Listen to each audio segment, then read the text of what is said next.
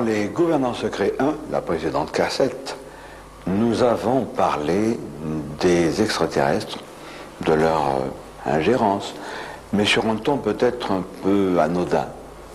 Il ne faut pas oublier qu'il y a de multiples espèces extraterrestres qui nous visitent. Toutes ne sont pas aussi anodines, et nous allons apporter quelques précisions à cet égard.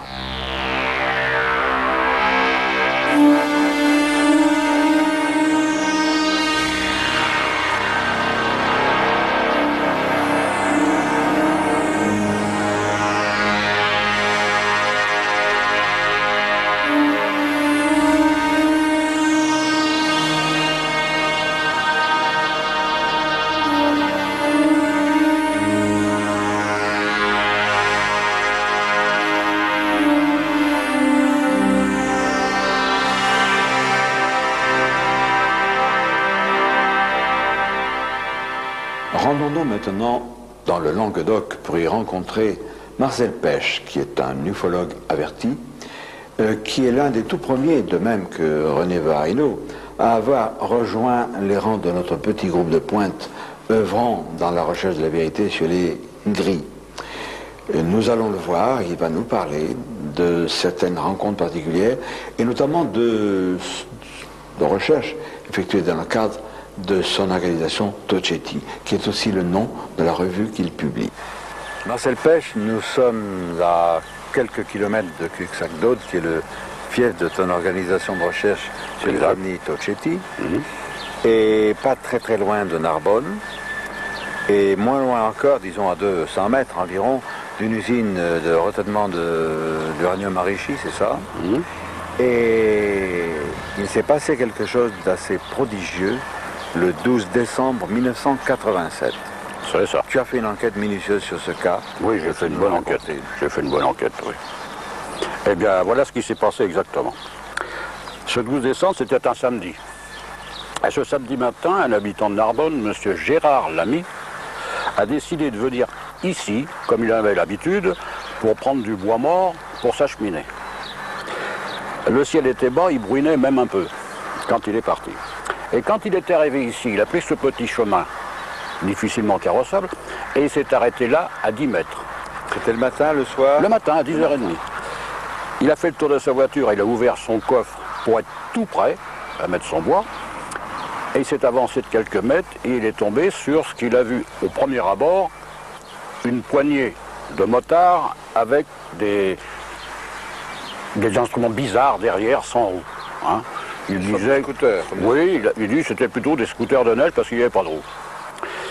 Et là, il s'est approché, il a demandé tout de suite qui êtes-vous? Et alors, il s'est aperçu que vraiment, ça n'était pas normal, les visages, les yeux très étirés, etc. Alors, il y avait d'abord deux personnages d'environ 1,60 m de hauteur, et à côté, trois petits d'1,20 m, dont un avait les cheveux blancs, comme un albinos, a dit M. Lamy. Et il a engagé la conversation. Il parlait le français. Oui. Et d'ailleurs, il a posé la question de savoir pourquoi il parlait français. Alors, il leur a demandé d'où venez-vous? Et alors, c'est une femme, d'après lui, qui lui a répondu d'une voix nasillarde, et avec un mauvais accent, planète Earth. Oui. Bon. C'est-à-dire qu'elle désignait en réalité la Terre. Voilà. C'était un mélange d'anglais et de français. C'est ça. Parce que Planet Earth, évidemment, ça veut dire la Terre. Voilà. Et un troisième personnage est sorti de ce buisson, est venu se joindre aux deux grands d'1,60 m. Et il paraissait mécontent de voir une conversation engagée. Et alors, quand M. Lamy a demandé à cette femme comment se fait-il que vous parliez français, elle a dit, mais nous enlevons des fois des Français et il y en a qui veulent demeurer avec nous. Et puis elle lui a dit, bon, nous allons partir. Alors voilà ce qui s'est passé exactement. La femme est montée à califourchon sur un engin. Les deux autres d'1,60 m, l'un derrière l'autre sur un deuxième. Le petit albinos à califourchon sur le troisième et les deux autres petits, l'un derrière l'autre sur le quatrième. Et Gérard Lamy a vu sans bruit se soulever les engins de 30 cm, virer sur eux, partir, et alors un bruit assourdissant lui a fait se boucher les oreilles et fermer les yeux, et quand il s'est revenu à lui, il n'y a plus personne. Voilà. Alors je l'ai rencontré, j'ai été le voir, on a discuté pendant 1 heure. Je l'ai questionné, c'est un homme très sympathique et sûr de lui. Et il avait bien vu ce qu'il a dit. Alors ce qui m'intriguait, c'était ces scooters. Il me l'avait dessiné. J'avais jamais connu ça en ufologie. Alors coup de téléphone sur coup de téléphone, et c'est M. Voirino, président de CO France à Marseille, qui m'a dit que 3 semaines avant ce 12 décembre, un monsieur à Penmirabeau avait vu dans le ciel 2 appareils qu'il avait dessinés pour M. Voirino, et c'était exactement les mêmes. Donc il y avait un recoupement. Concernant ces survols des sites nucléaires par des vaisseaux venus d'ailleurs, nous allons rencontrer notre ami Alain Martin, qui est un vieil ufologue lui aussi, tout à fait compétent, et qui a enquêté sur une centrale nucléaire la plus proche de Paris.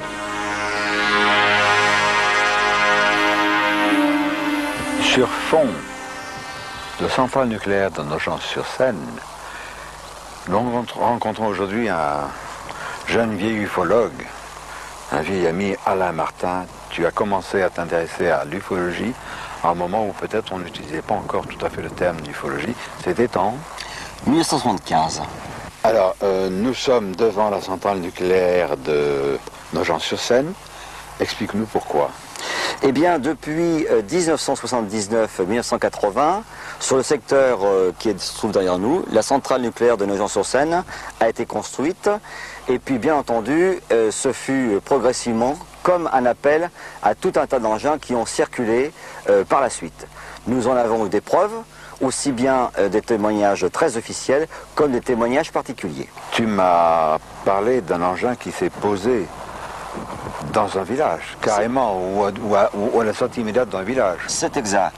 En 1980, un cultivateur qui venait défricher sur le secteur de la centrale, bien avant qu'elle soit construite, pendant l'hiver, c'était en fin octobre, début novembre 80, ce monsieur sortait du village de Voulton.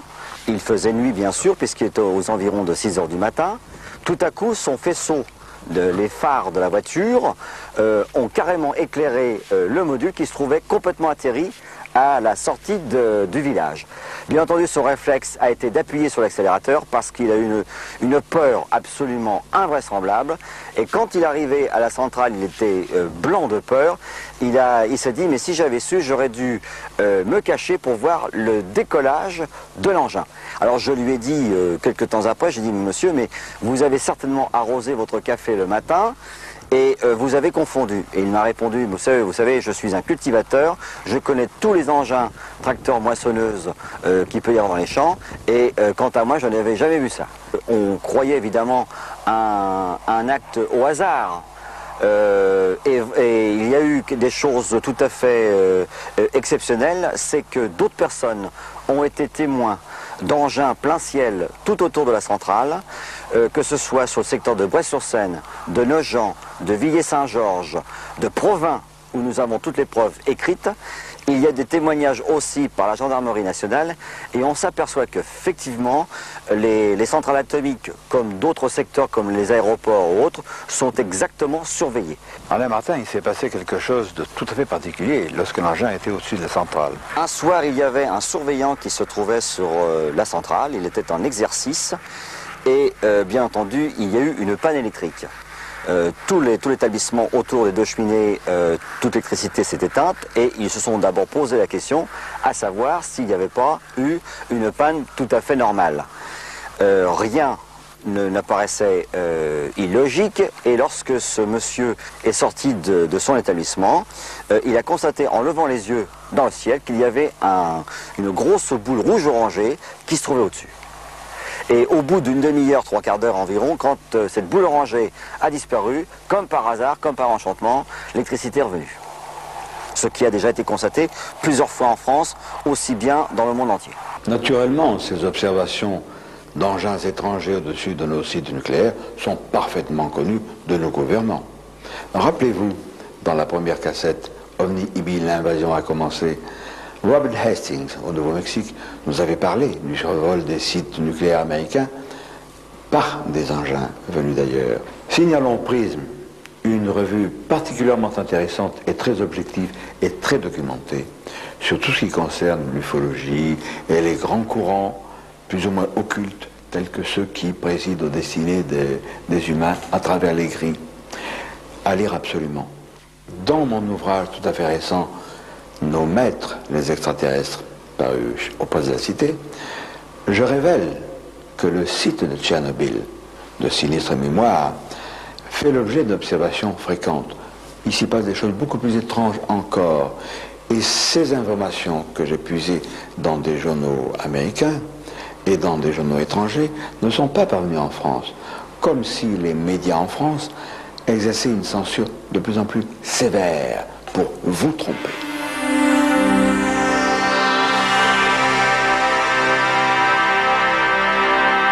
À propos de la conjuration du silence des autorités sur toutes ces manifestations ovni, nous allons interroger Eddie Brown de Costoun, qui est un de mes amis, qui va nous faire des révélations, et son propre témoignage concerne des consignes de silence. Eh bien, ça s'est passé en 1976, lorsque j'ai fait l'école des sous-officiers donc, à Nîmes. C'est l'époque d'ailleurs à laquelle je t'avais écrit, où on a eu notre premier contact. Et j'ai donc eu un témoignage personnellement indirect d'engins en manœuvre, c'est-à-dire que lorsque nous étions en manœuvre, j'étais donc un spécialiste radariste Hawk, donc dans les missiles anti-aériens, et donc étant de permanence à la console, donc devant l'écran de spot radar, j'ai déjà vu une tache traverser un écran donc qui fait environ 240 km de diamètre, d'un bord à l'autre de l'écran. Et cet objet a traversé, cette tache lumineuse a traversé l'écran en à peu près 3-4 secondes, ce qui est quand même une vitesse phénoménale. Et de plus, en rentrant de manœuvre, j'ai un ami qui lui était donc à l'école dans les chars bitubes de Tran, qui sont donc aussi des chars anti-aériens, qui est venu me voir, sachant que je m'intéressais au phénomène OVNI, en me racontant que lorsqu'ils étaient à un bivouac donc de soir, ils campaient au-dessous d'une colline, et sur cette colline, tous ces chars bitubes étaient rangés donc comme à la parade. Et à ce moment-là, un engin est arrivé au-dessus de ces chars et a éclairé tous les chars simultanément par des faisceaux. Par des faisceaux. Et donc cet ami est venu me revoir en me disant justement, toi qui t'intéresses au phénomène, tu aurais été enthousiasmé pour voir ça. Mais il m'a aussi dit donc qu'ils avaient reçu l'ordre, bien évidemment, à l'époque, de leur lieutenant de batterie, plus ensuite du chef de corps, de taire les événements de façon à ce que cela reste secret. Et comme évidemment tous ces jeunes étaient tous des élèves sous-officiers, donc des élèves engagés, bon ben le silence est resté dessus jusqu'à maintenant. Silence, mais aussi désinformation. Il y a un très bon exemple, celui de l'affaire Cergy-Pontoise, survenue le 26 novembre 1979, qui a fait le tour du monde.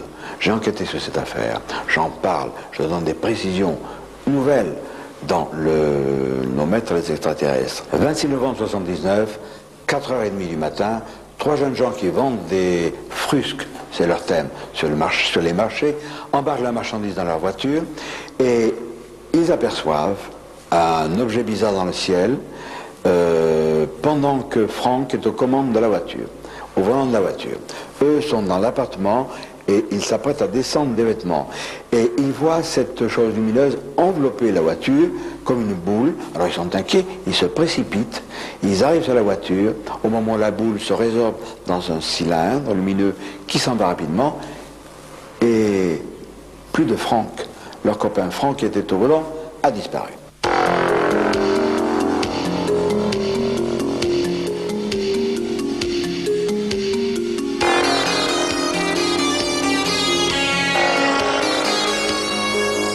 Massosico, nous nous connaissons de longue date et nous sommes ici, chez toi tu nous accueilles amicalement, à Cergy-Pontoise, à quelques 2-3 kilomètres de l'endroit où le 26 novembre 1979, 3 garçons habitant à la Justice Mauve, qui est un quartier près de ce qui était un champ de choux, qui n'existe plus, et près de la centrale électrique. C'était à quelle heure le matin? 2h30 du matin, 4h du matin? 4h, 4h30. 4h, 4h30 du matin. Oui. Franck était au volant de la voiture, dont le démarreur cafouillait. Hein. Il ne fallait pas qu'il cale, sans ça c'était les difficultés sans nom. Et il restait au volant pendant que les copains chargeaient la voiture. Et de la fenêtre du 3e étage de la Justice Mauve, qui est le nom du secteur où ils habitaient, Salomon et Jean-Pierre voient la voiture auréolée d'une boule de lumière. C'est ainsi que tout a commencé. Oui, quand même, à ce détail près que Franck était également dans l'appartement et regardant au dehors, il a vu une sorte de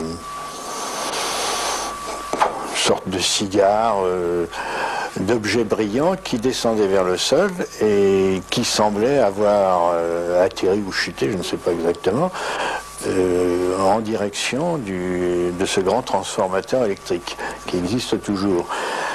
Alors, sans attendre l'avis de ses copains, il est descendu 4 à 4 l'escalier, il a sauté de la voiture qui préalablement avait été mise en pente sur le parking, il a lancé la voiture, elle a démarré, il est sorti sur le boulevard de l'Oise, qui est cette route qui jouxte l'immeuble, et il a été vers ce qui lui semblait une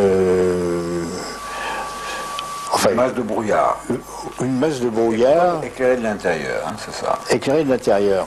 8 jours après, d'après les déclarations de Jean-Pierre et de Salomon, mais c'est surtout Jean-Pierre qui est suspect en la matière, Franck, au même endroit, dans ce champ de choux qui n'existe plus, qui est remplacé par une tracé de chemin de fer, une sorte de cuvette là, prolongée, les images nous le montrent, Franck réapparaît dans ce champ de choux où il a disparu.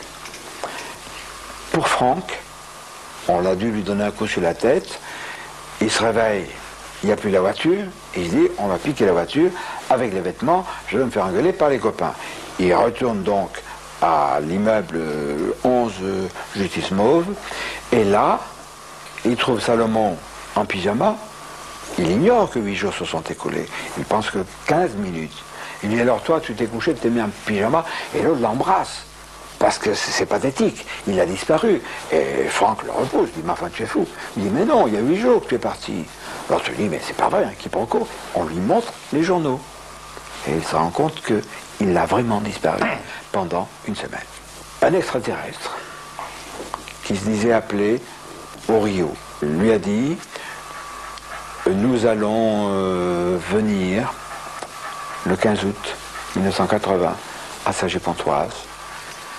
Et là, que des justes, des sages, des personnes qui savent que tout cela est vrai, qui croient aux extraterrestres, aux bons, se réunissent et nous les embarquerons avec nous. Le 15 août 1980, toi, tu as eu la sagesse de camper avec quelques-uns de tes amis sur la butte, où il y avait des petits arbrisseaux. Oui, c'était des petits sapins, mais à l'époque, ces petits sapins avaient au plus 1,50 m. Maintenant, ils ont 5 et 6 mètres. Alors, Marceau, cette foule des deux sexes, il y avait des enfants aussi, hein, il y avait des familles, beaucoup de jeunes gens. Donne-nous un peu la température qui régnait dans ce rassemblement. C'est difficile à dire parce que j'étais assez éloigné et si je voyais, je n'entendais pas exactement, mais enfin, c'était une atmosphère de jeunesse heureuse de vivre, qui s'intéressant de près aux problèmes ufologiques, avait peut-être un peu trop donné dans le panneau de Jean-Pierre. qui leur avait annoncé peut-être une visite d'extraterrestres qui ne s'est évidemment pas produite, puisque ça ne se fait probablement pas à la demande. Très vite, cette affaire a été traitée comme un canular, avec à la clé le souci de désinformer et de tromper le public. En dehors de l'INSA qui avait fait une enquête systématique dès le début, il y a eu un ufologue indépendant, Didier Safragnonec, avec un petit groupe de chercheurs qui, eux, sans bruit ni trompette, ont enquêté sur le site. Didier Safragnonec, tu es aussi un ufologue, et lors de cette affaire de CG Pontoise, tu avais un groupe de recherche extrêmement discret qui s'appelait, je crois, aux frontières de la science, non? C'est ça, oui. C'est ça. Alors, donc, Franck a été enlevé. Tous les médias du monde entier parlent de cet enlèvement par une sphère de lumière. Officiellement, 8 jours se sont écoulés et Franck reparaît. Mais ton groupe s'était, je crois, posté à proximité de la justice mauve où habitaient les jeunes gens. Comment ça s'est passé? Voilà. Tout d'abord, si on doit revenir un peu à la base. C'est-à-dire que le 26 novembre, nous nous sommes présentés avec des appareils de test donc sur le boulevard de l'Oise. Le jour de l'enlèvement. Le jour de l'enlèvement, le 26 novembre 79. Et donc on a bien vu la gendarmerie présente avec les staffettes et tout un tas de gens autour. Quand les gendarmes sont partis, faire leur rapport après avoir été ramassé différents témoignages autour d'eux. Nous, on s'est présenté juste à côté du véhicule, on a enlevé notre compteur GGR et là, on a commencé à faire des tests qui nous ont quand même étonnés. J'explique pourquoi. Les premiers tests indiquaient au centre de la voiture une radioactivité de 120 milliroentgens/heure. C'est tout à fait... Des garçons. Bien sûr. La voiture où a disparu Franck. Après, on a donc fait les tests de résistivité du terrain. C'est-à-dire, ce test est très simple. Il consiste à mettre un contrôleur universel sur la gamme des 2 millions de ohms et de mettre les pointes à 1 mètre. Écartées d'1 mètre les unes des autres, à enfoncer à 1 mètre de la terre.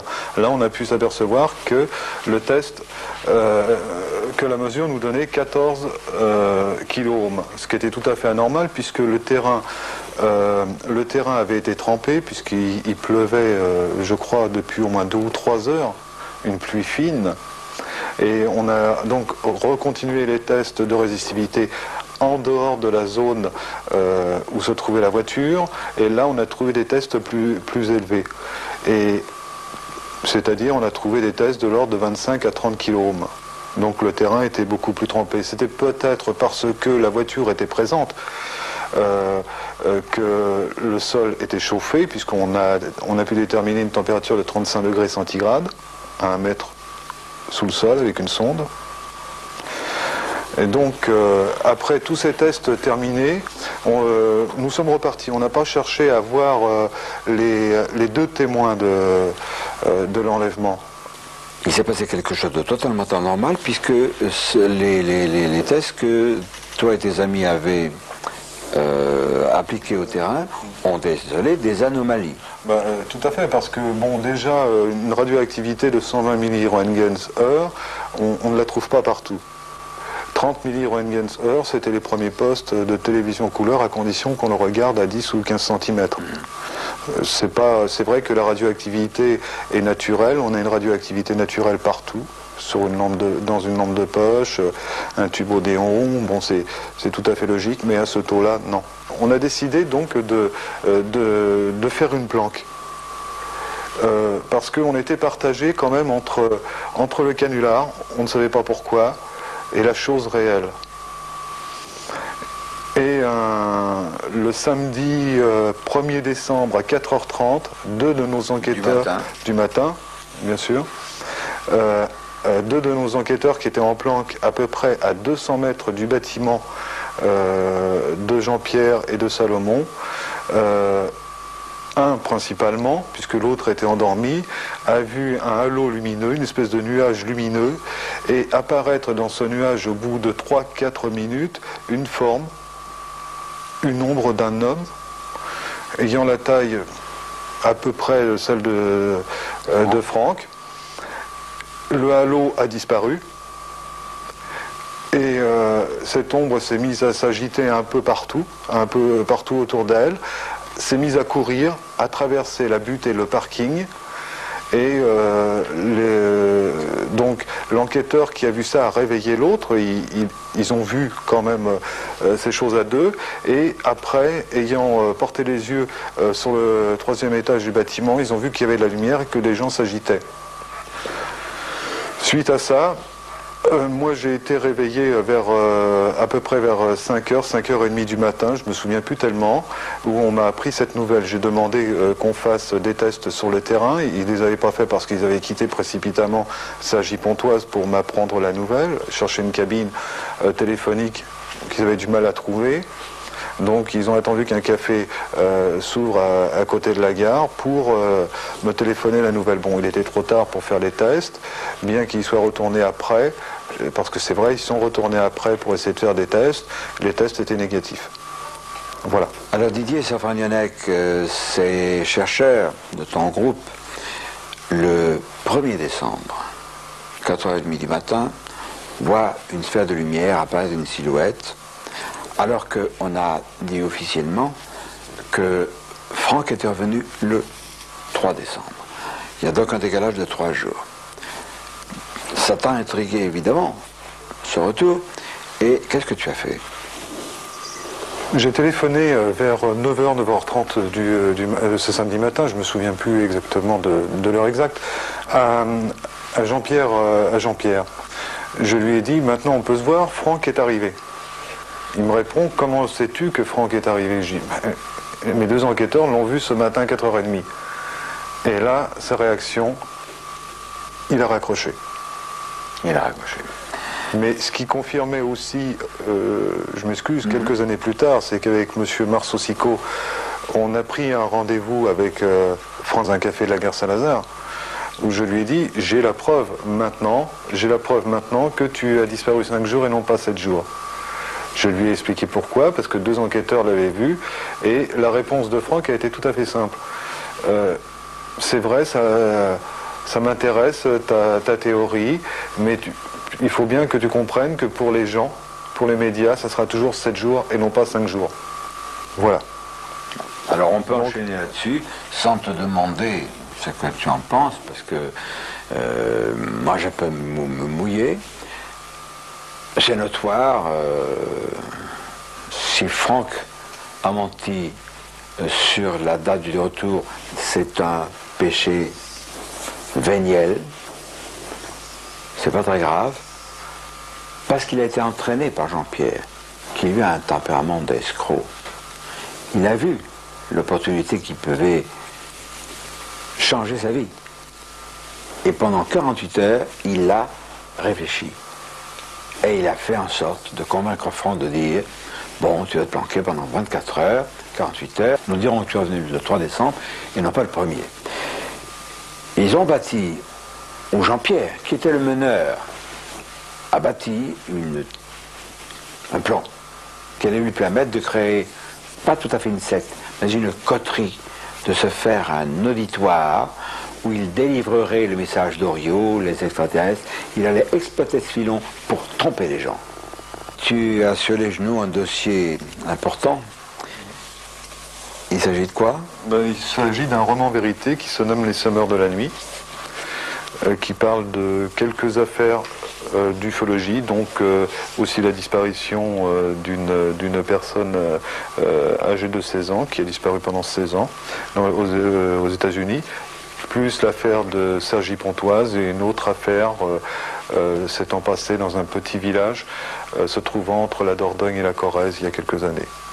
Les Semeurs de la Nuit, un roman vérité, avec un background authentique, bien sûr, comme son nom l'indique, qui paraîtra en 1993. Nous en reparlerons. Si le gouvernement se taise, nous font taire ou tente de le faire, c'est qu'il y a quelque chose à cacher. L'affaire Cergy-Pontoise en est un exemple frappant. Dans ce remarquable ouvrage, Révélation de Jacques Vallée, paru aux éditions Robert Laffont, Jacques Vallée, et il nous l'apprend, et il me l'apprend aussi, son père était un magistrat à Cergy-Pontoise, il a grandi là-bas. Et Jacques est revenu en France, Jacques Vallée, pour faire une enquête systématique. Il en a conclu, pour avoir eu des contacts avec un agent spécial, mystérieux, j'ai l'impression qu'on a un peu orienté Jacques Vallée vers ce service officiel, il en a conclu que Franck avait bel et bien été enlevé. Il dit textuellement, l'affaire Cergy-Pontoise, c'est tout, sauf un canular. Donc Franck a été enlevé, mis dans une voiture par les services secrets français, et on a pu l'évacuer de ce lieu grâce à un tunnel dont Jacques pense et écrit que nous ne connaissions pas. Nous connaissions ce tunnel, puisque, sans entendre, il y a des détails scatologiques. Les quelques 2000 et quelques personnes qui se sont réunies là le 15 août 1980, toutes plus ou moins y ont fait leurs besoins la nuit. Nous connaissions bien, mais la voiture de ces agents secrets n'a pas pu emprunter ce tunnel, parce qu'au bout du tunnel, il y avait 3 bornes de ciment qui interdisaient de les franchir. Et nous avons filmé et nous voyons encore dans le sol les traces de ces 3 bornes qui empêchaient de circuler. Donc, les autorités, par n'importe quel mensonge et avec n'importe quelle énergie, continuent de s'efforcer de nous tromper. Elles ont raconté les salades à Jacques Vallée, de même qu'elles nous ont raconté les salades à l'époque, le fameux Gépon de sinistre mémoire. Nous tentaient à faire croire que tout ça, c'est un canular pour se rendre intéressant. Le Gépon n'a pas dit Jimmy Guieu et l'IMSA sont complices, mais peu s'en fallait. C'est moi qui accuse le Gépon d'être le complice d'une force noire à l'échelle planétaire qui nous indique de fausses pistes, qui nous raconte des histoires et qui nous trompe de façon éhontée. Le Crapouilleux de mars-avril 1992, consacré au secret des RG, nous en apprend de Werth et de Pamure. Je ne vais pas vous les commenter, il faut lire cela. Et vous comprendrez que nous soyons un petit peu irrités des harcèlements dont nous sommes les victimes, qui ne viennent peut-être pas des RG, il y a d'autres services. C'est peut-être pas le moment d'accuser publiquement qui que ce soit. Je voudrais vous montrer une publication de Pierre Rubikoff, extrêmement fouillée, sérieuse, les écoutes clandestines, moyens et contre-mesures. Ça peut vous servir. Il y a également ce supplément de Media Micro, mais c'est en anglais. Et là, il faudrait que vous fassiez l'effort de lire certaines choses, notamment cet article What Brain Transmitters Look Like. On peut le traduire par à quoi ressemble un transmetteur dans le cerveau. Ce sont les fameux implants qu'utilisent les grilles. Les grilles qui, soi-disant, n'existent pas. La preuve que les extraterrestres ne se contentent pas de survoler certains sites stratégiques ou d'enlever des gens, c'est qu'il y a une intervention néfaste parfois. Et Marcel Pêche, de Tocchetti, emporte les marques dans sa chair. Sur le site et au voisinage de l'abbaye de Fontcalvi, tout près de Cuxagdo, le siège de Tocchetti, s'est produit en août 1985, Marcel Pêche, une chose tout à fait étonnante et dramatique. Raconte-nous comment ça s'est passé. Eh bien voilà, nous étions ici même, en observation dans la nuit du 17 août 1985. Et nous avons vu venant de l'ouest, il est à peu près minuit, un petit disque blanc mat. Un de nos amis a pris un projecteur vert et l'a fait clignoter dans la direction de l'objet, qui a disparu au nord sans répondre. Nous étions pour cela sortis de la cour de l'abbaye Et nous étions à 40 ou 50 mètres au milieu des vignes. L'objet est revenu du nord, se dirigeant vers le sud. Alors nous avons refait clignoter le projecteur et il a disparu au sud sans répondre. Quelques minutes ont passé, excédés, 4 amis sont revenus dans la cour pour s'asseoir sur les fauteuils de camping. Et je suis resté avec un de mes amis qui a lui aussi rebroussé chemin et je l'ai suivi à 3 mètres environ. À ce moment-là, j'ai perçu derrière moi, je dis bien j'ai perçu, un léger sifflement. Et tout de suite, une flèche vert émeraude est venue se planter entre moi et mon ami, et sur plusieurs hectares, le terrain était vert émeraude. Et plus rien. Mais tout ça en une fraction de seconde. C'était un faisceau lumineux vert. Ah oui, oui, c'était un faisceau lumineux. Et plus rien. Alors, une des dames qui était là piquait une crise de nerfs, c'était terrible. Et puis, après, on a levé le siège parce que crise de larmes de ces dames, etc. Évidemment, c'était quelque chose de sensationnel quand même. Ne serait-ce que tous les hectares verts. Hein. Et nous sommes rentrés. 4 ou 5 jours plus tard, j'ai senti dans mes doigts une légère faiblesse. Et 1 mois ou 1 mois et demi après, alors là, j'avais atrophie complète des muscles des doigts. J'ai vu divers docteurs. L'un m'a dit « Attention, monsieur Pêche, ce que vous faites, c'est très dangereux. » Et le second m'a dit « C'est le rayon vert, c'est ça, et vous en avez pour la vie. » Je suis passé au CHU de Montpellier, scanner, etc., examen, et on n'a rien trouvé. Ensuite, j'ai vu ma main se déformer, mais ça ne s'accentue pas. Hein. Alors, ce qui est désagréable, c'est que je suis droitier à 100%, et que j'ai plus que ma main gauche, sauf l'été, où je peux écrire d'une façon lisible, parce qu'il faut 24 degrés à ma main pour qu'elle puisse écrire. Alors l'hiver, c'est terminé, je ne peux pas écrire. Hein. Heureusement que... Ce qui est curieux, Marcel, excuse-moi de t'interrompre, c'est que il s'est produit sur ton bras gauche autre chose plus tard. Oui. Comment ça s'est déroulé? 6 mois après cette aventure du rayon vert, un matin à 8 h, mon bras gauche est tombé subitement. Alors là, j'ai eu 2 secondes de panique. Hein. J'ai dit plus de main droite, plus de bras gauche. Enfin, j'ai appelé le docteur. Il est venu, il m'a fait une piqûre et mon bras gauche a refonctionné 3 ou 4 minutes après et il fonctionne toujours depuis. Et j'ai fait une enquête à la suite de cela et j'ai appris qu'en Amérique du Sud, le professeur Felice Macado avait cherché pendant 2-3 ans sur ce fameux rayon vert. Et il concluait en disant, si on est touché en plein corps, on meurt dans les 2 mois de leucémie. Maintenant, s'il n'effleure que les membres, il brûle les tissus.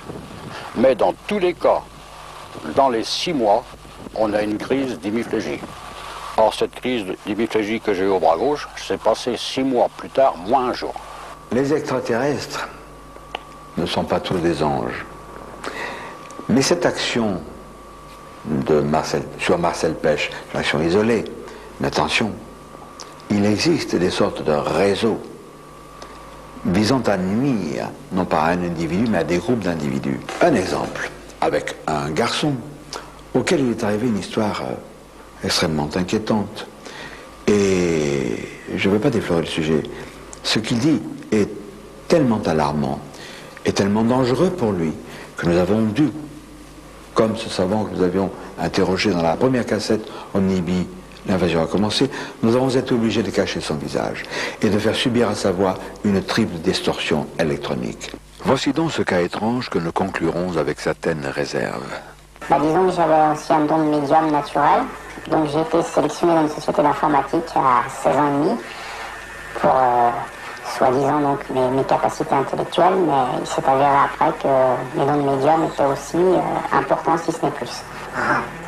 Et quel genre de travail vous a-t-on confié dans cette firme d'électronique, d'informatique? D'informatique, et on dessinait des cartes informatiques, bon à l'époque très simplistes au départ. C'était dans les années 70? 76. Ça a commencé fin 75 et bon, tout a démarré vraiment début 76. Et puis, bon, on était 8 jeunes exactement identiques à travailler sur un projet, chapeautés par 2 autres personnes qui avaient entre 25 et 30 ans. L'une d'elles était un biologiste. Donc à l'époque, l'électronique et la biologie, c'était pas trop rapproché. On a commencé à nous demander de passer des visites médicales assez régulières. Bon, jusqu'à là, rien d'anormal. Mais ensuite, bon, ces visites, ça a été des prélèvements sanguins, puis des prélèvements de moelle épinière, ce qui m'a paru vraiment bizarre, parce que bon, on prélevait de la moelle épinière pour... Et puis, bon, après, on nous a demandé des prélèvements de spermatozoïdes. Et puis, on nous a demandé de faire un stage aux États-Unis, donc près de New York. On est parti 3 semaines là-bas. Et là, on s'est retrouvés confinés dans une sorte de petite zone industrielle. Et puis, il y a eu une perte de temps pour les 8 personnes. Et on s'est réveillés 3 jours plus tard, avec des irritations un peu partout sur le corps, des petits prélèvements de peau, le sexe à vif. Donc, on s'est un peu posé des questions entre nous. On nous a dit que c'était rien, qu'on avait eu des visites médicales et on est revenu en France, apparemment sans plus en savoir de détails. Et à ce moment-là, donc, il y avait à l'époque un jeune biologiste qui travaillait donc sur un projet dans ses sous-sols, qui nous a contactés. Donc ce biologiste est revenu des États-Unis, m'a montré 2 documents. Dupont-Durand, ces documents, à défaut de pouvoir nous les montrer, est-ce que vous pouvez nous dire quelque chose sur leur contenu? C'est un projet, donc j'allais y venir, c'est un projet de clonage. Ah, un projet de clonage. De clonage. Donc, les 2 premières pièces qu'il m'a fournies sont à en tête de l'État français. Donc c'était sous couvert d'une société française qui travaille pour l'État. Et ça parlait clairement d'un travail sur le clonage humain. Mais il y avait en bas de page toujours une autorité supérieure qui malheureusement n'était pas définie clairement. Et donc sur un autre des documents, là il parlait donc de personnages dont on comprenait clairement que c'était des personnes venant de l'extérieur de notre planète, des extraterrestres. Puis ce jeune biologiste devait apporter beaucoup plus de preuves. Il a mystérieusement disparu. Un des camarades avec moi a commencé lui aussi à vouloir se rebeller. Donc, il était d'une famille aisée, il n'avait aucun problème, c'était un garçon très stable. Et il a volé le coffre-fort de ses parents, soi-disant. On l'a retrouvé dans sa chambre tendue avec une lettre d'excuse pour ses parents. Une telle organisation ne peut agir sans les plus hautes complicités. L'histoire de Dupont-Durand va nous prouver cela. Il a subi d'énormes pressions pour réintégrer cette société servant de façade à une organisation complice des extraterrestres. Nous allons voir jusqu'où c'est allé. J'avais un contrat, mettons, qui m'empêchait de partir avant une certaine date. Et donc j'avais un programme d'études aussi à continuer. Et je devais partir à l'armée donc en août 78. Et brusquement, mon appel a été avancé à avril 78. Et pendant 2 mois, donc là, j'ai été victime de tout un tas de sévices en tout genre, physique, les corvées habituelles, les chiottes et compagnie.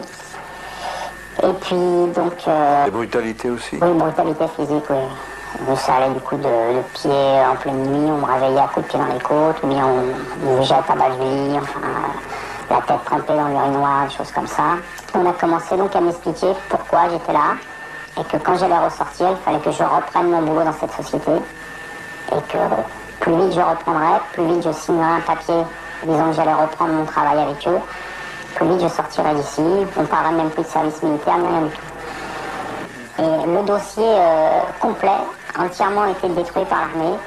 Il n'y a jamais eu aucune trace de mon passage à l'armée.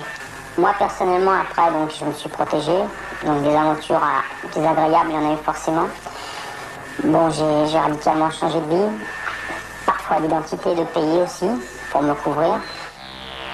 Pourquoi des réserves sur ce cas? Le témoin, certes, est convaincant et parle d'événements que d'autres ont bel et bien vécus. Au Brésil, j'ai personnellement enquêté sur l'enlèvement d'Elias Seixas, qui, à bord d'un vaisseau extraterrestre, subit mécaniquement un prélèvement de sperme. Il conserva de l'opération une irritation temporaire des voies urinaires. Dupont-Durand s'était engagé à nous présenter divers documents qui auraient pu conforter ses dires. Il n'en fut rien. A-t-il subi des pressions? Le fait est que nous n'arrivons plus à le joindre. Cependant, jusqu'à plus ample informé, nous lui accordons un préjugé favorable. Le constat est terrifiant. Certains extraterrestres agissent comme des agents, avec une brutalité, des agents de puissance, avec une extrême brutalité. Dans IB1 et IB2, mes romans vérité, j'ai décrit les exactions des gris. On peut parler des gris à propos des espèces négatives. Ce ne sont plus des études scientifiques, c'est vraiment toute autre chose. On peut dire que les ozomites, par exemple, font des recherches scientifiques, nous ont fait bénéficier, par l'envoi de leurs informations, d'une tentative d'ingérence, mais visant à nous faire accomplir des progrès. Mais en ce qui concerne ces extraterrestres négatifs, qu'il s'agisse des gris ou d'autres qui sont peut-être derrière eux, c'est terriblement inquiétant, parce que tout cela se fait avec la complicité d'organisations humaines, d'organisations politiques, d'organisations financières, d'organisations traîtresses, qui agissent un peu comme une super mafia planétaire. Ces magouilles officielles intéressent la paix et la guerre, et cet ouvrage, Notre allié Saddam Hussein, paru chez Olivier Orban, de Claude Angeli et Stéphanie Meignier, nous donne certains éclaircissements. Et comme je le pensais, et je l'ai écrit avant la publication de ce livre, il y a une complicité entre l'Occident et Saddam Hussein, parce qu'il y a derrière tout ça le pétrole. Il y a d'autres complicités parce qu'il y a la drogue. C'est à un autre niveau. Ce n'est pas directement lié, mais nous y reviendrons. Bernard Arambert, La guerre économique mondiale, également chez Olivier Orban, car ces organismes officiels, tels que la trilatérale, alors, schématiquement, ça veut dire trois, bien sûr, l'Amérique du Nord, principalement les États-Unis, l'Europe et le Japon, sont une sorte d'hydre à trois têtes, dont les tentacules englobent le monde, notre planète, pour y exercer ces pressions, ces contrôles. À travers ces actions économiques, il y a parallèlement des actions politiques d'une autre organisation secrète, le CFR, Council on Foreign Relations, Conseil de relations étrangères, dont le siège est à Manhattan, dans le fief de David Rockefeller, qui en est aussi le président. Une organisation à laquelle appartenait bien sûr George Bush. Il y a également le groupe des Bilderberg. Bilderberg, cela vient du nom de l'hôtel Bilderberg, qui est dans une ville de Hollande, qui a vu se réunir des hommes de divers horizons, peu après la fin de la guerre, et qui ont monté une véritable organisation secrète, qui interfère parfaitement en toute amitié avec la trilatérale et avec le groupe CFR, toujours pour nous opprimer. Nous ne l'aurons pas.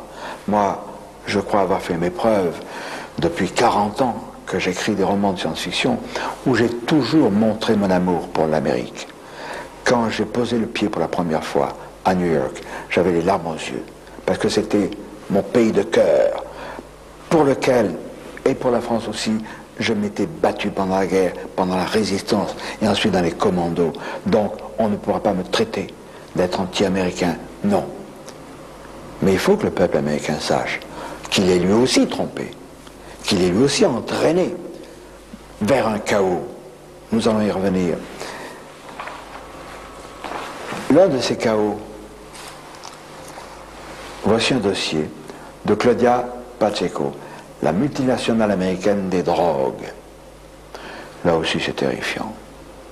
La drogue sert à financer certaines choses.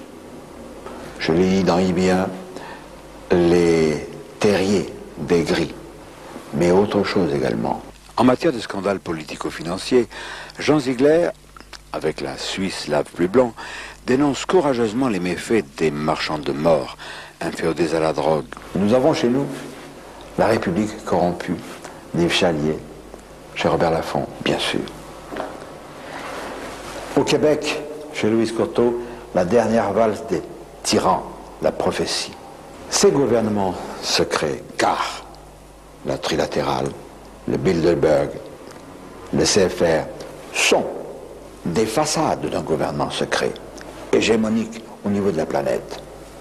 Et je suis persuadé que derrière eux, sous eux, il y a le Majesty 12, le Majestic numéro 12, le sinistre MJ12, qui lui est le tyran. Alors, nous avons consulté un politologue français, Pierre Faillant de Villemarais, qui lui n'est pas du tout ufologue, qui n'est pas du tout spécialiste des grilles, des extraterrestres, etc. Mais il va nous parler de ces organisations négatives qui nous ont amenés à Maastricht. Pierre de Villemarais, vous êtes écrivain, vous avez publié 18 ouvrages, voici celui-ci sur le sinistre GRU en 88, et celui-ci beaucoup plus récent, chez Stock, chez le même éditeur, Coup d'état de Marcus Wolf, La guerre des deux Allemagnes, 45-91. Vous publiez aussi depuis plus de 20 ans cette lettre d'information du Centre européen d'information. Alors, notre propos aujourd'hui est d'introduire quelques notions précises sur le gouvernement secret. J'ai étudié d'abord toutes les affaires de l'internationale communiste et soviétique pendant des années, et un jour je me suis rendu compte que c'était pas suffisant comme explication, une soi-disant confrontation entre deux mondes, et puis en même temps tout à coup des choses bizarres se passant en coulisses, et comme s'il y avait une sorte de compromis ou tacite ou organisé entre l'Est et l'Ouest par-dessus nos têtes. Donc je me suis mis à étudier aussi les coulisses du monde occidental. Et là, j'ai découvert ceci grâce à des amis aussi bien anglais qu'américains d'ailleurs, qu'il existait, bien avant la trilatérale et Bilderberg, des sociétés qui sont nées au début du siècle, à la fin du dernier siècle et au début du siècle, tout à fait, je dirais, occultes en ce sens que on n'y pénétrait pas. N'importe qui n'y allait pas, il fallait être recruté par un ou deux, coopté, et des petits cercles d'abord. Pour résumer cet historique de ce que j'ai découvert sur document, qui existe et que d'autres ont eu après moi ou avec moi et ont publié, mais très partiellement, moi j'ai toute une bibliothèque là-dessus, qu'en gros il s'est passé ceci. Avant la guerre, donc la dernière guerre mondiale, la deuxième guerre mondiale, et entre 1884 et la guerre de 14 et celle de 39-40, des groupes se sont formés comme des petites bulles, des groupes d'initiés, mais tout est parti d'Angleterre et presque immédiatement après des États-Unis.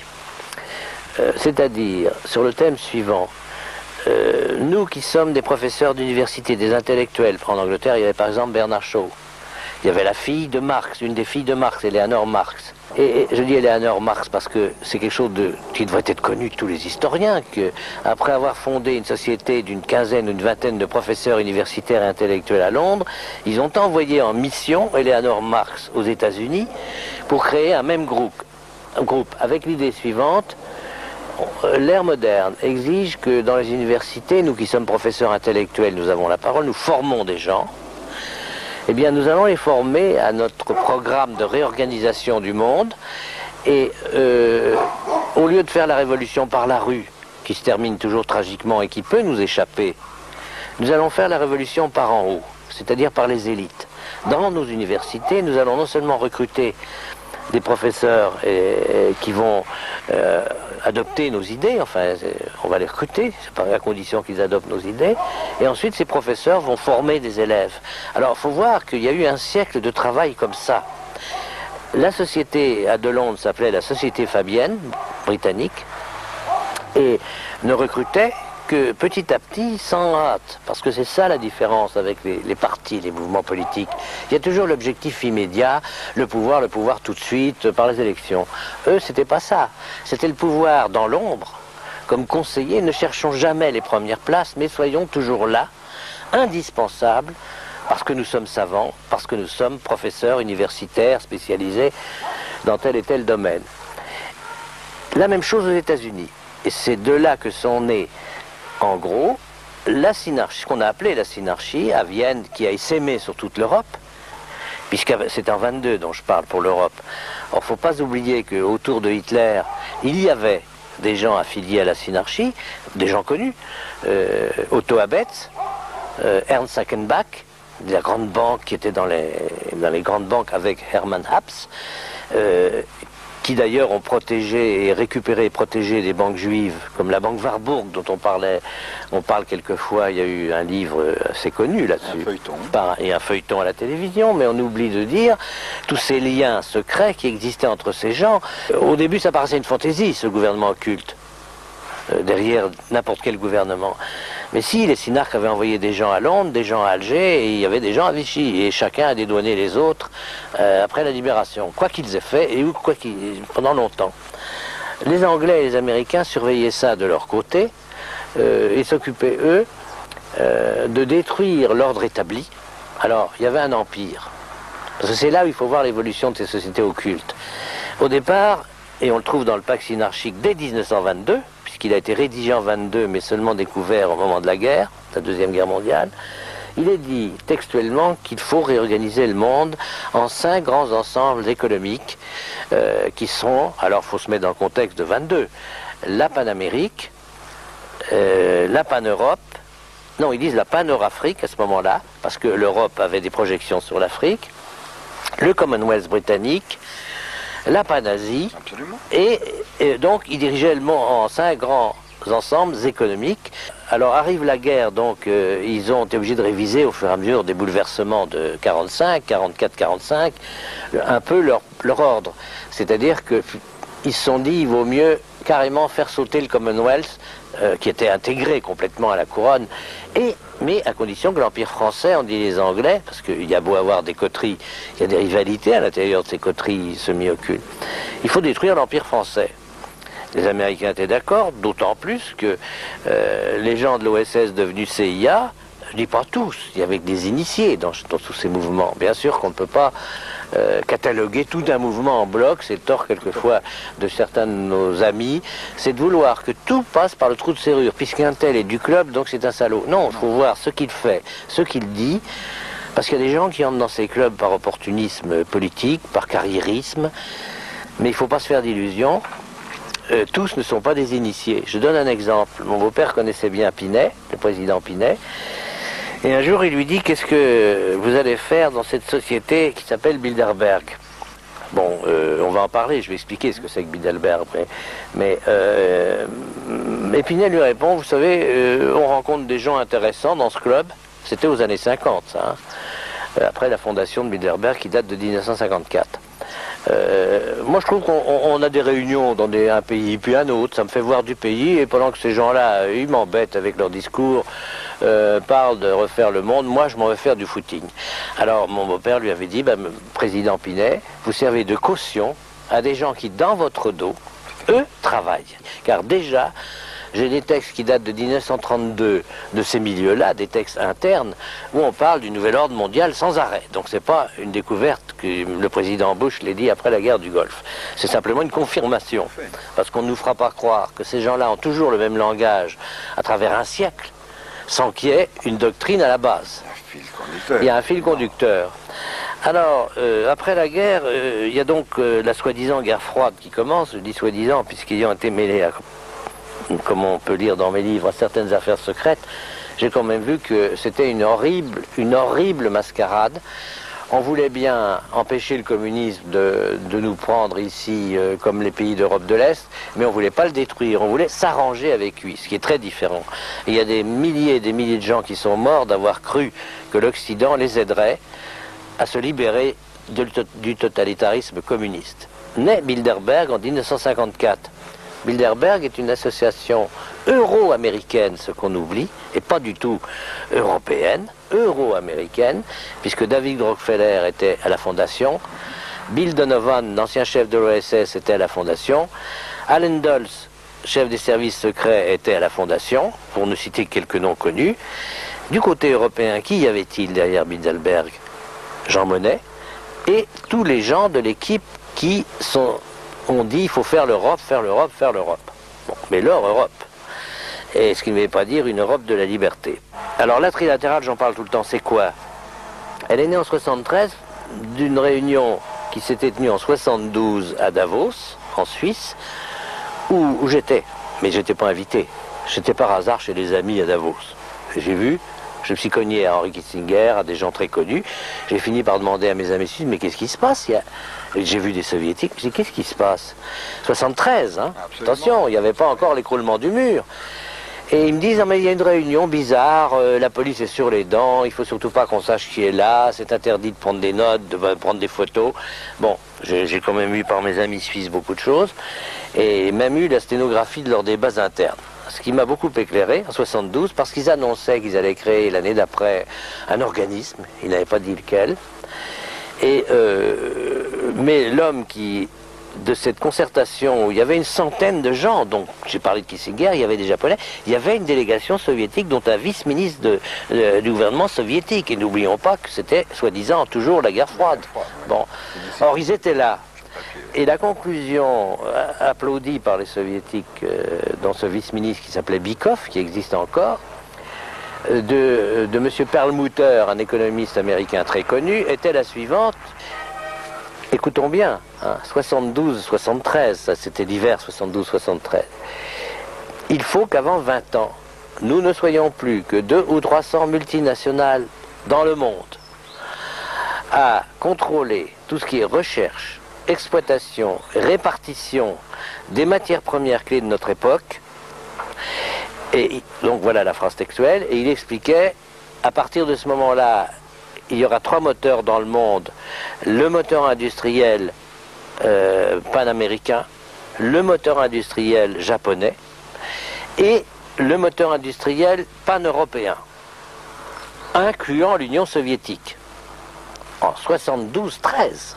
Et l'année d'après, donc, naît la trilatérale, qui était donc 3 moteurs industriels drainant derrière eux, à partir de 3 grands ensembles économiques, tout ce qui n'était pas multinational. Ils disaient même dans leur texte que toutes les petites et moyennes entreprises de nos pays deviendraient des sous-traitants, donc aux ordres. Voilà en gros, si vous voulez, je crois ce qu'il faut que les gens sachent, c'est qu'on est manipulé par des gens qui ont tout en main parce qu'ils ont les leviers économiques et monétaires qui sont beaucoup moins frappants pour le public, qui ne comprend rien aux histoires monétaires, par exemple, que si c'était une affaire purement politique. Non, c'est technocratique, c'est monétaire, c'est financier, c'est la grande coulisse mondiale. Et d'ailleurs, à mon avis, même si ces gens sont très puissants, ils échoueront. On n'est pas impuissant parce que plus on répète, plus on les dénude en public. Le roi est nu, on connaît l'expression. Plus ils sont gênés parce que il y a eu une époque, il y a 20 ou 30 ans, où c'était un peu trop tôt, quelques confrères et moi, où on parlait de ça. C'était trop tôt, les gens n'étaient pas mûrs, prêts. Maintenant, tout le monde sent qu'il y a quelque part ce que j'appellerais vulgairement un truc. Ce qui explique que les Français, qu'on croyait endormis, se réveillent tout d'un coup quand il y a une discussion autour d'une chose comme Maastricht, parce qu'ils sentent instinctivement qu'il y a quelque chose qui est truqué dans la coulisse. Ils voudraient savoir. Les dés sont pipés. Voilà, ils savent que les dés sont pipés. Pierre de Villemaret, je l'ai dit et je le répète, n'est pas un ufologue. Il n'est pas du tout spécialiste de ces problèmes. Mais ce qui est terrifiant et inquiétant, c'est que ces conclusions rejoignent les nôtres. Cette ingérence étrangère est liée aux extraterrestres. Et cette ingérence n'est pas une abstraction. On nous a, au cours du mois de septembre et dans les mois qui ont précédé, raconté quantité de choses. Il faut voter pour Maastricht, il faut unir l'Europe, etc.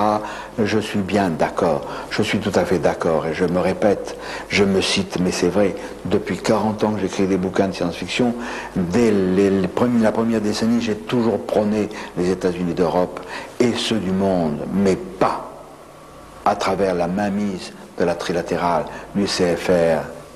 Non, pas ça, autre chose. Alors Maastricht, ça nous a amené à la victoire du oui.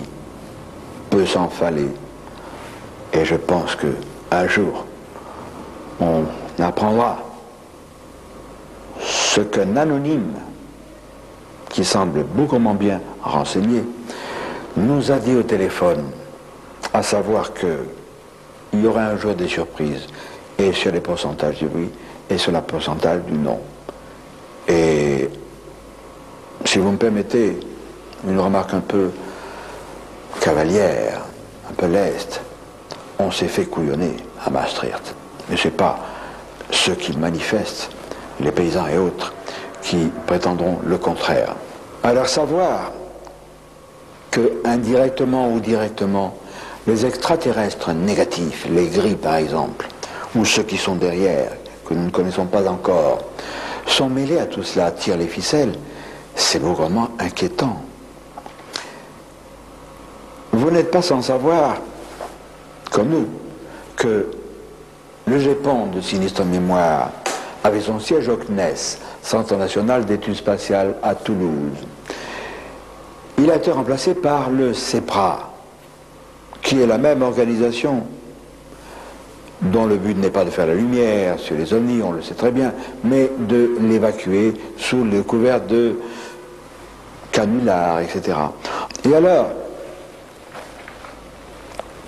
le CEPRA, tout comme le GEPAN, vous n'êtes pas sans savoir, ou alors je vous le rappelle, qu'il a son siège à Toulouse, que le PDG du CNES, Centre National d'Études Spatiales, c'était M. Hubert Curien, notre actuel ministre de la Recherche scientifique, qui fait partie de la trilatérale. Voici une publication d'Henri Coston, c'est pas moi qui l'ai écrite. Voici, noir sur blanc, le meeting de la trilatérale qui a eu lieu à Paris en 1989. Il y avait un certain nombre de personnalités. Claude Imbert, un journaliste très important, qui contrôle Le Point, qui a travaillé dans Paris Match, qui a travaillé à AFP. Donc, quand on tient les médias, c'est déjà quelque chose de colossal. Si le ministre de la Recherche scientifique, M. Hubert Curien, qui contrôle le CNES, et les organismes qui sont censés faire la lumière sur les ovnis, appartient à la trilatérale, mais voyons-nous, nous sommes dans une nasse. C'est terrifiant.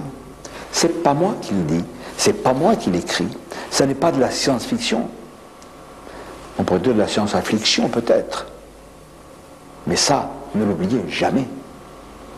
Dans tous les rouages des nations, des ministères, des médias, des moyens publics, etc., il y a des gens de la trilatérale, du CFR, des Bilderberg. Ces gens-là nous oppressent. Et pour ceux qui douteraient encore, Claude Imbert, dans son propre éditorial du Point, confirme l'existence du sinistre groupe Bilderberg. Alors c'est pas parce que nous sommes menacés, c'est pas parce que l'étau tente à se resserrer, ce n'est pas parce que nous sommes des vermisseaux comparés à ces monstres d'autorité que sont ces super mafias qu'il faut se taire et se cacher la tête dans le sable. Je crois qu'il faut avertir les gens. Il faut leur dire, attention, soyez vigilants, ne croyez jamais les négations officielles. Tout cela n'est que mensonge. Nous en apporterons un jour la preuve. Et alors, ce jour-là, il y aura des pleurs et des grincements de dents.